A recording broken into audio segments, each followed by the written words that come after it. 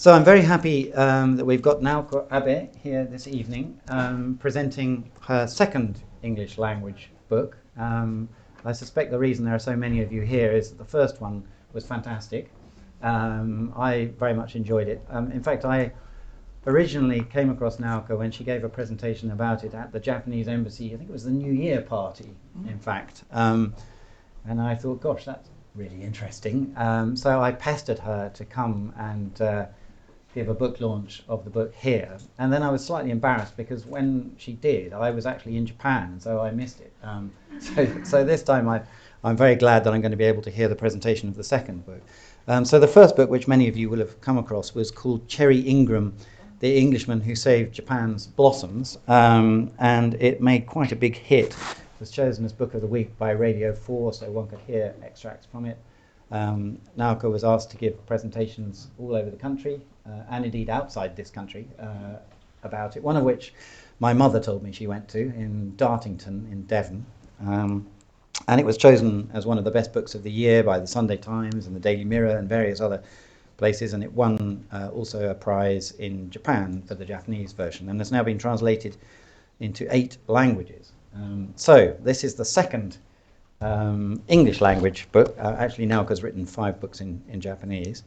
And obviously I don't know very much about it, but that's what we're here to learn. So Naoko, over to you. Hello, it is my pleasure to speak to you tonight. Thank you all for coming. And thank you to the Daiwa Foundation and my publisher Chato and Windsors for organizing this event tonight. I am going to talk about my new book, The Martyr and the Red Kimono, which was published today. You may... Thank you. However, you may find some of the content of my talk today a little bit disturbing because the focus is on war. However, I believe that you will also find the story inspiring because it features 3 amazing men, all of whom have left a legacy of hope, peace, and humanity. So the first man is a Polish priest called Maximilian Kolbe, who was murdered at Auschwitz in 1941. The second is Tōmei Ozaki, who became an orphan when the atomic bomb was dropped on Nagasaki on 9th August 1945. The third is Masatoshi Asari, who is the most renowned cherry tree creator in the world, who lives in the northern Japanese island of Hokkaido. These 2 latter men never met Father Kolbe, but they were deeply influenced by his actions, and Father Kolbe gave them a reason to live and to speak out about the horrors of war. Let's first look briefly at the life of Father Kolbe, because he is the thread that binds the story together. He was born with the name Raymond in 1894 in a small Russian-ruled village in the western part of present-day Poland. At that time, Poland didn't exist as a country. It had been wiped off the map in 1795 when Russia, Prussia, and Austria partitioned it into 3 parts. Raymond's father, Julius, was a poor weaver.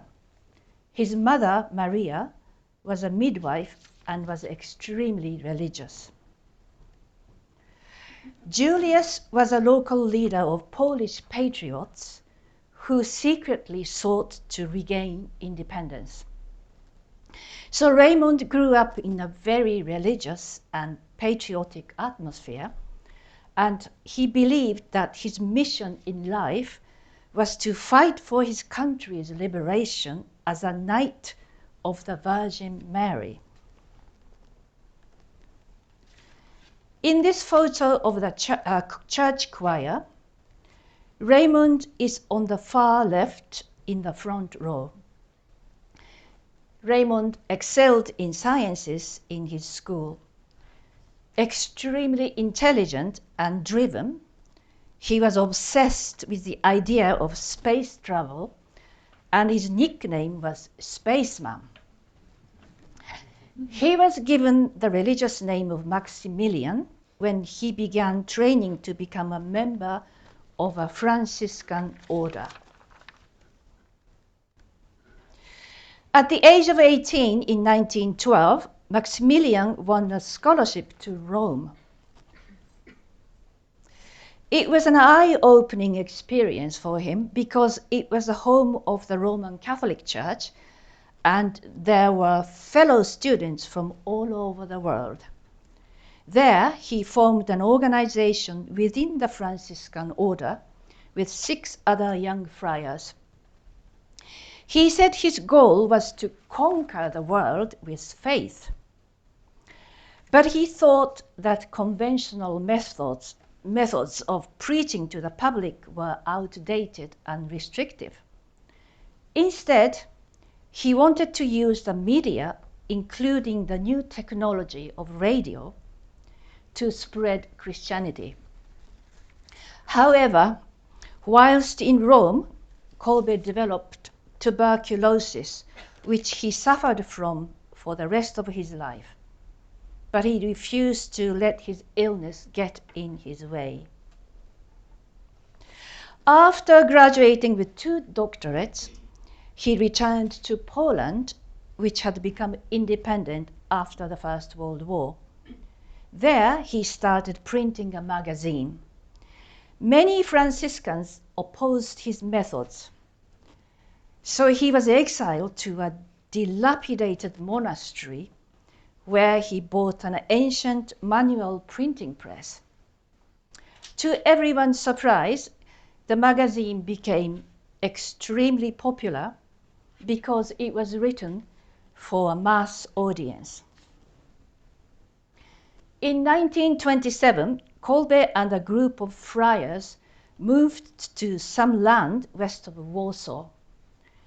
They built a friary there called Niepokalanów, which would eventually become the world's largest Catholic institution and become very powerful and influential in Poland.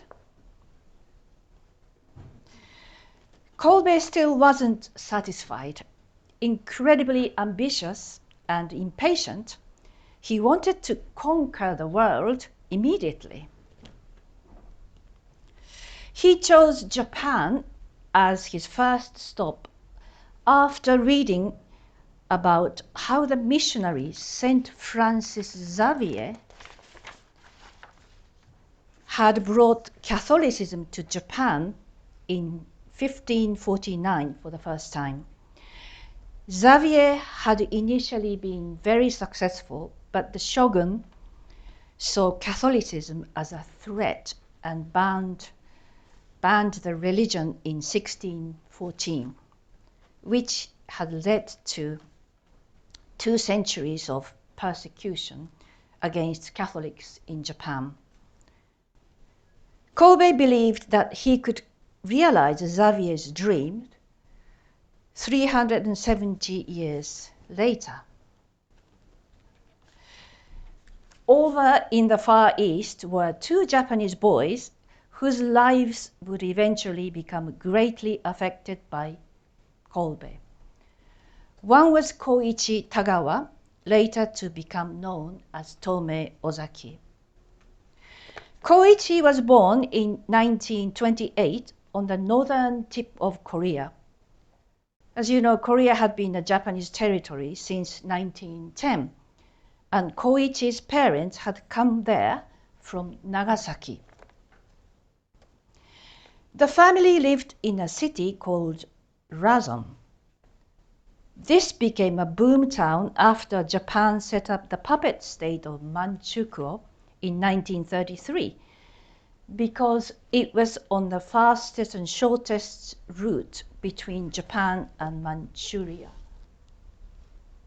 So here is a map of Razan is here, and Japanese went from there to Manchukuo. Before they were having to go all the way around there to go to Manchukuo. So suddenly Razan became a boom town. Koichi's family were descendants of so-called hidden Christians who practiced their religion secretly to escape persecution. Koichi and his family were the only Christians in Razan. Now the other Japanese youngster was Masatoshi Asari. He was born in 1931 in a village in southern Hokkaido, the second son of a farmer and his wife. Now let's return to Kolbe's story. We'll talk more about the Japanese boys later. Kolbe obtained permission from his superior to move to Japan in 1930. He had no money. He didn't speak the language. He didn't know anything about Japanese culture, and his health was appalling. His superior offered him one sentence of advice: grow a long beard, because men with beards are well respected in the Far East. He chose Nagasaki because it was the center of Japanese Catholicism, Christianity, past and present. Kolbe and the other friars arrived there in April 1930 after 48 days of travel by ship. By then, they'd all grown black beards. Naively, Kolbe hoped to convert everyone in Japan to Christianity instantly. Within a month, he began printing a magazine in Japanese with a lot of help from Japanese clergy. A year later, the Polish friars built their own friary on a desolate mountainside at the edge of the city. It was extremely basic. The windows had no glass. There was no heating in the winter, and the men cooked outside, rain or shine. None of this bothered Kolbe, who slept next to the printing press and forced the friars to work around the clock to print the magazine. Unfortunately for Kolbe, few Japanese people converted to Christianity. That was because Japan had its own faith and belief systems. The timing was also terrible because the government was promoting an ideology based on worship of the emperor, who was seen as a living god. Short of food and with no time to relax, the friars grew exhausted and sick. Several of them rebelled fiercely against Kolbe, who himself was gravely ill much of the time.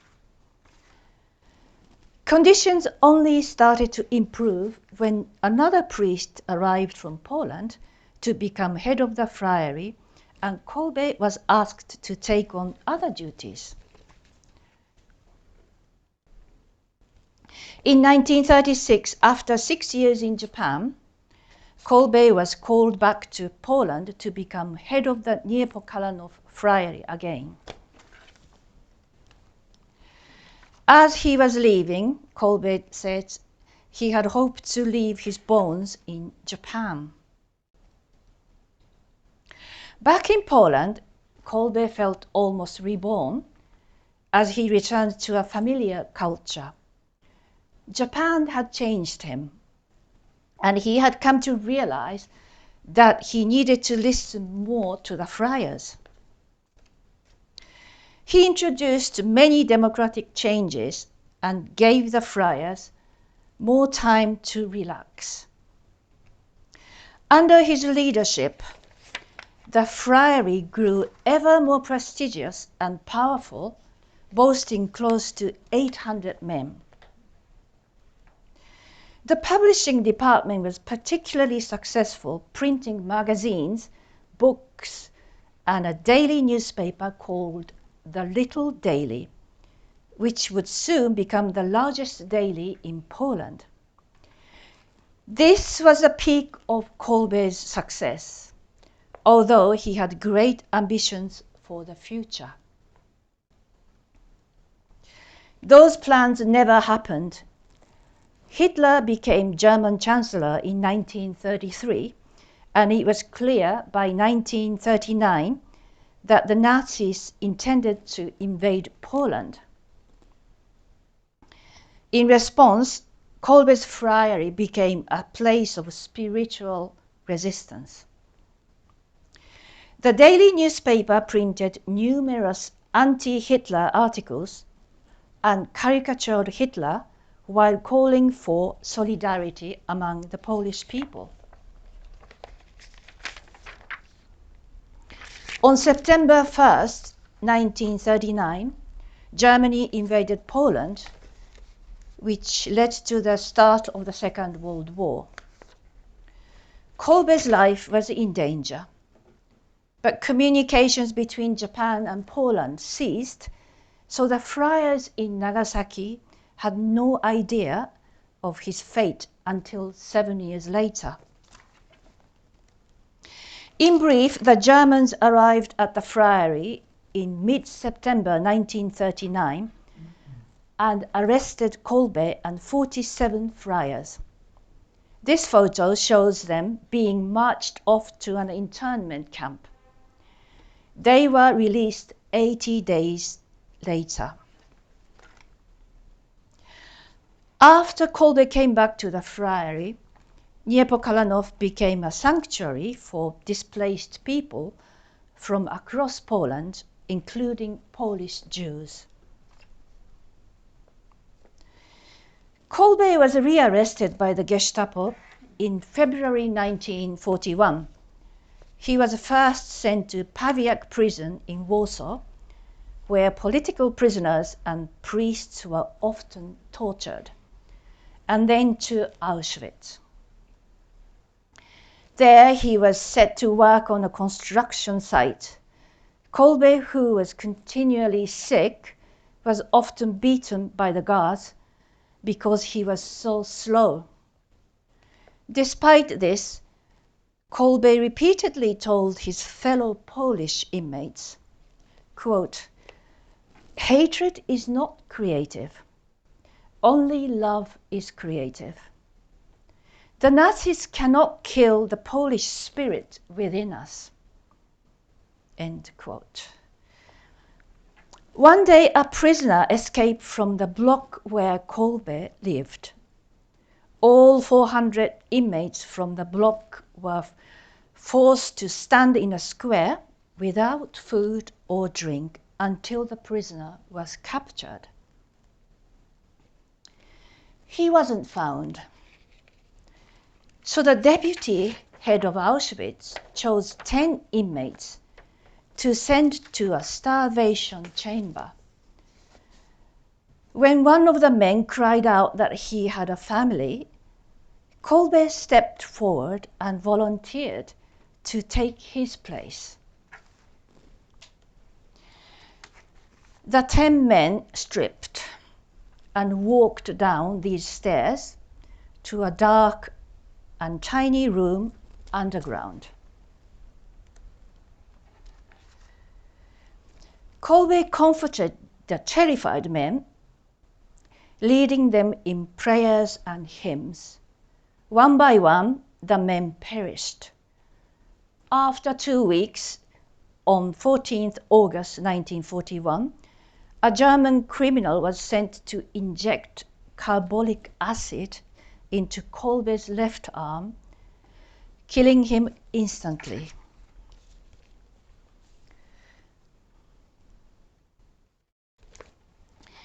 Let's now switch gears for a moment and remind you about the lives of the two Japanese men during that tumultuous period.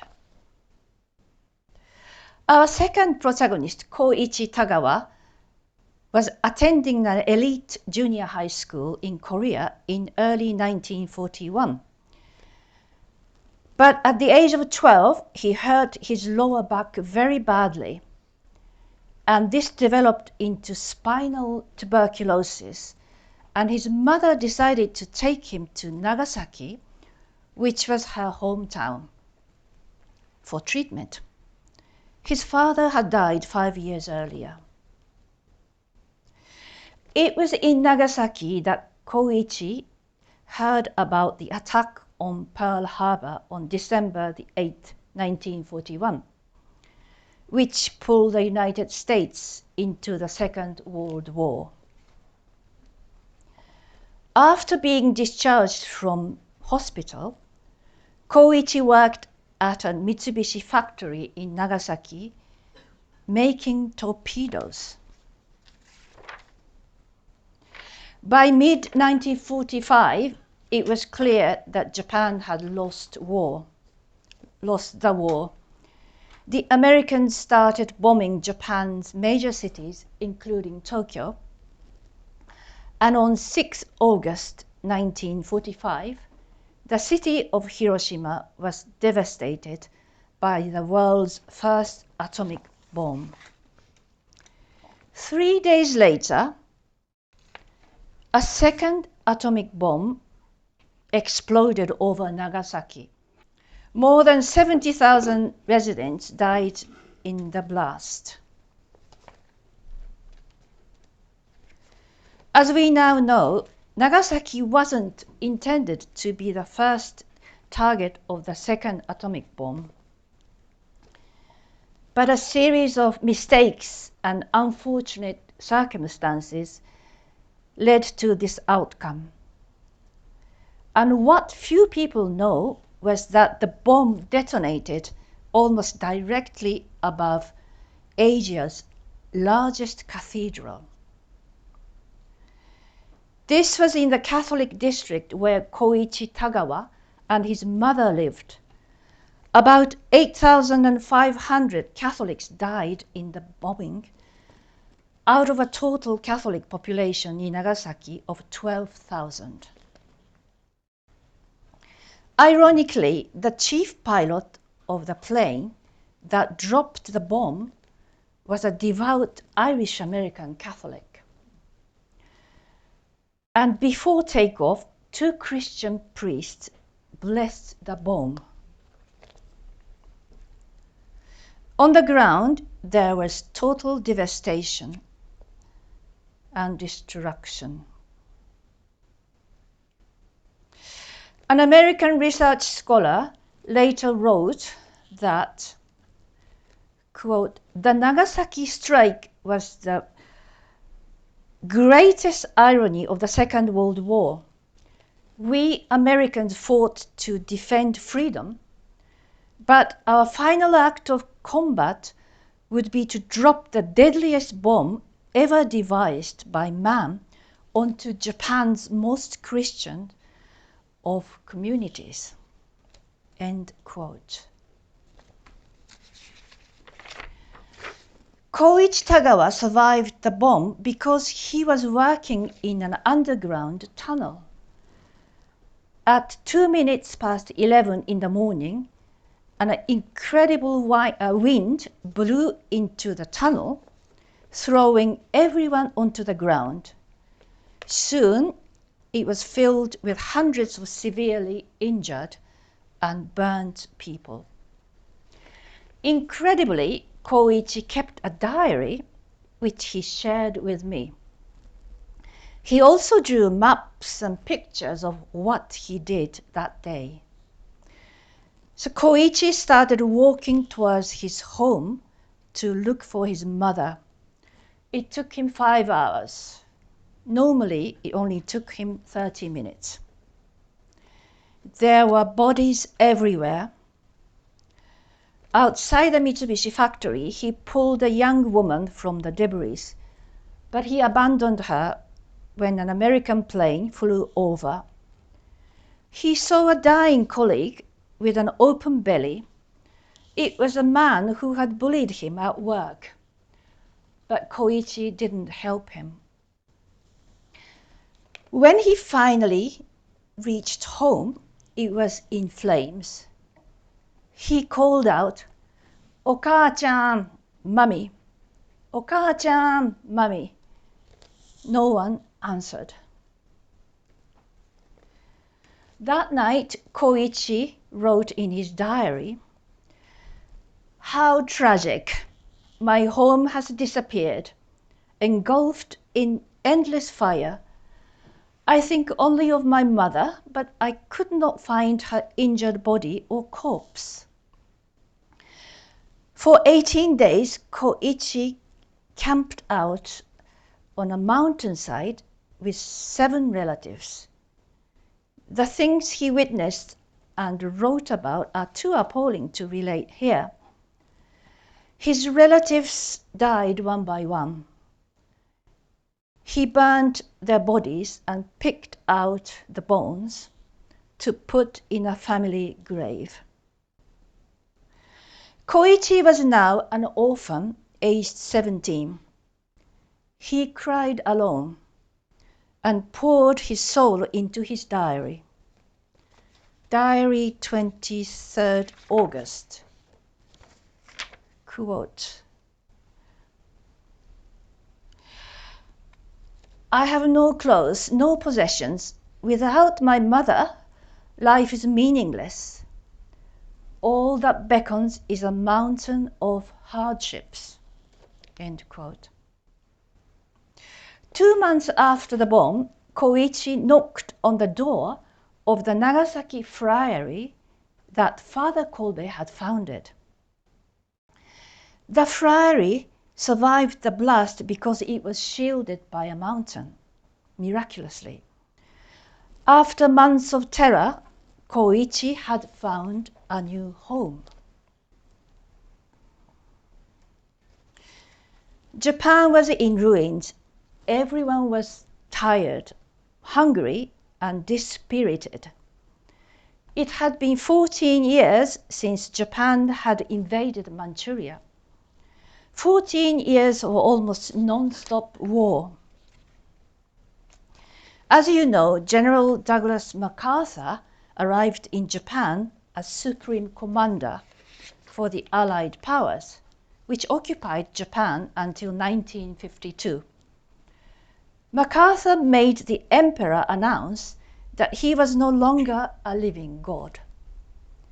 The Americans, meanwhile, unveiled sweeping policies of demilitarization and democratization.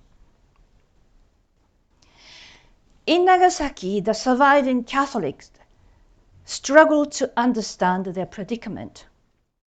The cathedral destroyed by the bomb had been built as a symbol of triumph for the hidden Christians over their persecutors. But a lot of them believed that the bombing was a new persecution. At a requiem mass in late 1945, which Koichi attended with the Polish friars, a very well-respected Catholic doctor called Takashi Nagai said that the bomb was God's providence. Most Catholics in Nagasaki, including Koichi, believed that theory, and they kept their sufferings to themselves, rarely speaking out about their injuries or the radiation that was killing them. Dr. Nagai's wife was instantly killed in the blast. His children survived because they had been evacuated. Nagai himself was seriously ill, dying from radiation poisoning.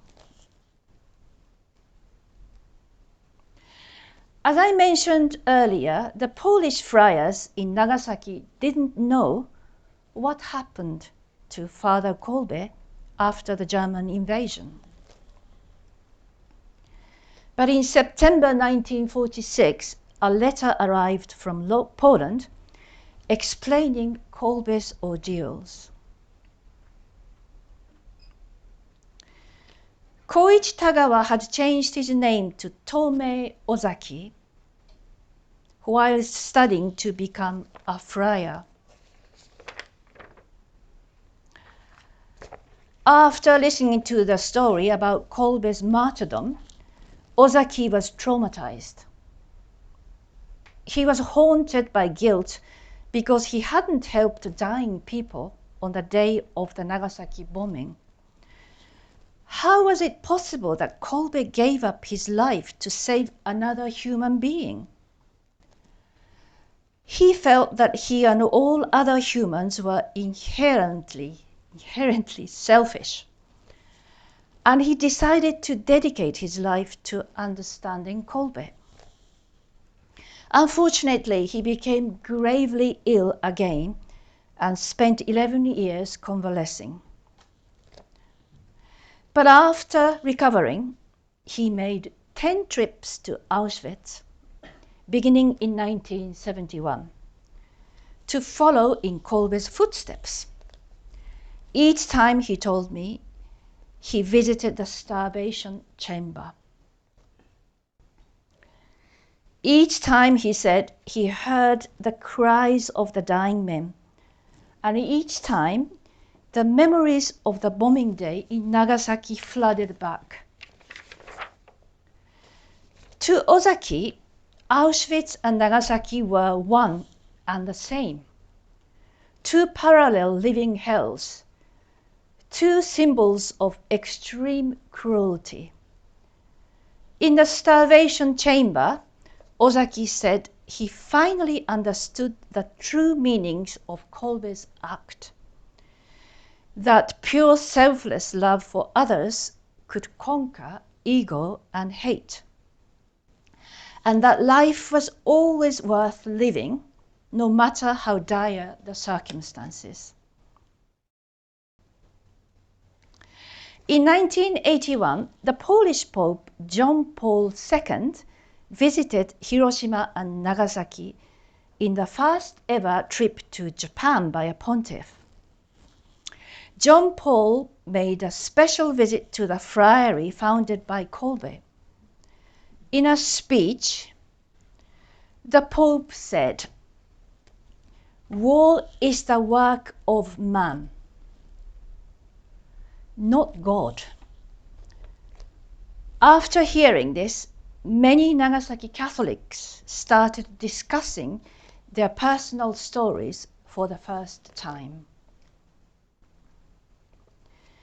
2 years later, Ozaki met Francis Gajowniczek, the man whose life Father Kolbe had saved.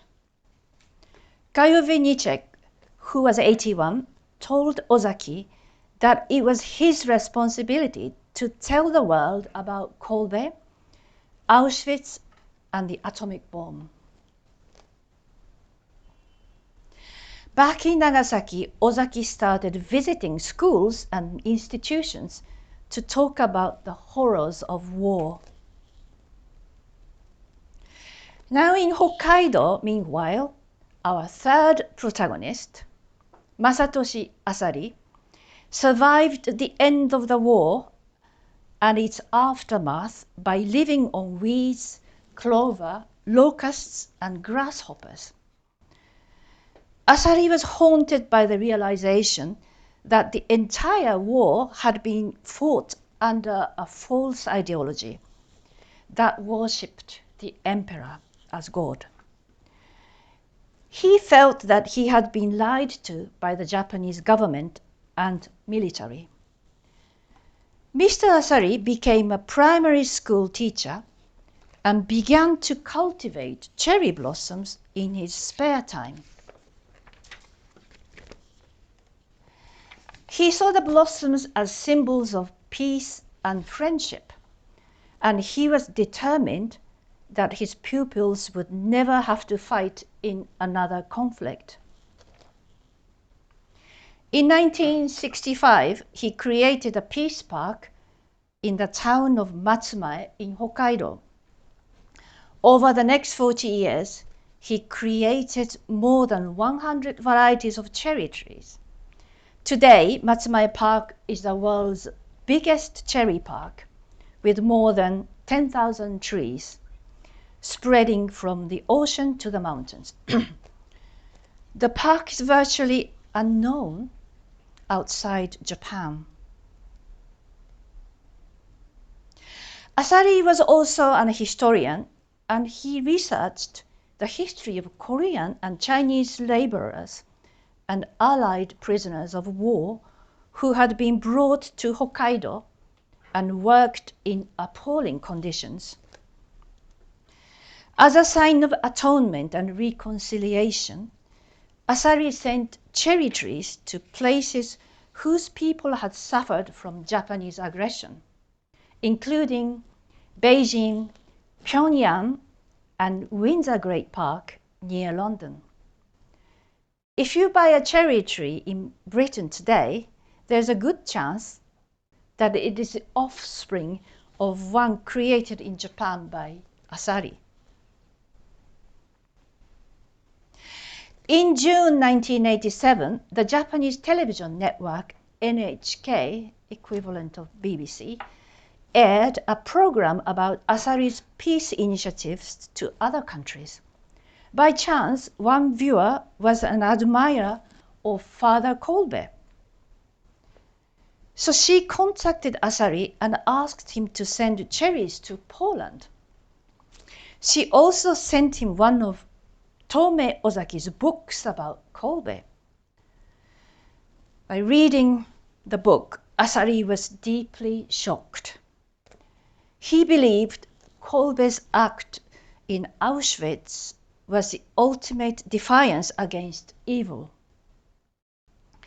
And he quickly agreed to send hundreds of cherry trees to Poland, writing in his diary that this was, quote, the most profound initiative of my life, end quote. In all, Asari sent 420 cherry saplings to Poland. The first batch left Japan in October 1987. They were planted at Niepokalanów. These photos show the cherries being planted at the friary, Niepokalanów. 2 years later, he sent 40 more saplings to a convent in a village called Strachocina, which is in southern Poland near the border with Ukraine. The convent had been built to commemorate Kolbe. The nuns at the convent sent this photo to Asari in 1993 to show him that his cherries had blossomed. But after that, Asari heard nothing, and the cherries appeared to have fallen into an historical black hole. So I decided to try and find them. More than 30 years after they'd been planted. It took months of research to figure out what had happened to the cherry trees. But in September 2021, in the midst of the pandemic, my husband and I flew to Poland on a cherry hunting expedition. To cut a long story short, most of the cherries had withered and died. None survived at Kolbe's friary. But at the convent in Strachocina, I found leaves on 3 trees that appeared to be Japanese cherries. I sent them to Mr. Asari and later phoned him. He was unusually excited. Yes, he said, all the leaves were from saplings he had sent there. 2 were wild cherries from the Hokkaido mountains. And the third, I asked. My creation, he said, Beni Yutaka. These days, the Beni Yutaka variety is very popular in the UK. Mr. Asari couldn't believe it. Neither could the head of the convent, because the nuns knew nothing about the cherries' history. But there was yet another surprise for me. Walking through the convent gardens, I came across a statue of the Virgin Mary. She was dressed in a red kimono, studded with cherry blossoms. It turned out that a Catholic professor from Japan had commissioned the statue and sent it to the convent to commemorate Father Kolbe's pursuit of peace. It was extremely bizarre to see the Japanese-looking statue of Virgin Mary in such a location. Strachocina is a quiet and timeless Polish village. This map shows where it was located in 1938. But since the Russian invasion of Ukraine in 2022, it's been thrust into the spotlight because thousands of refugees have passed through Lviv and crossed the border into Poland. The nuns at Strachocina take turns working at a refugee center at the border, helping displaced women and children. This spring, just a few days ago, I heard that the 3 surviving cherry trees in Strachocina have blossomed beautifully once again. To me, the trees are a tribute to Father Kolbe, who was formally named a saint in 1982. The ceremony in Rome was attended by 150,000 people, including Tōmei Ozaki. In 1998, Queen Elizabeth II and the Archbishop of Canterbury unveiled a statue of Kolbe on the west porch of Westminster Abbey, next to Martin Luther King and other 20th century martyrs. Niepokalanów nowadays is a shadow of its former self, with just over 100 friars living there, most of them elderly. The 3 trees also stand in tribute to Tōmei Ozaki, the atom bomb survivor, who passed away in Nagasaki 2 years ago, aged 93. The day before he died, he wrote a blog posting that said, quote, "Small happiness is everywhere. You just don't realize it because you are looking for much bigger happiness." End quote. In other words, enjoy every day and appreciate what you've got. So the only survivor of my tale is Masatoshi Asari, who lives with his wife in Hokkaido, aged 93. I talk to him every week.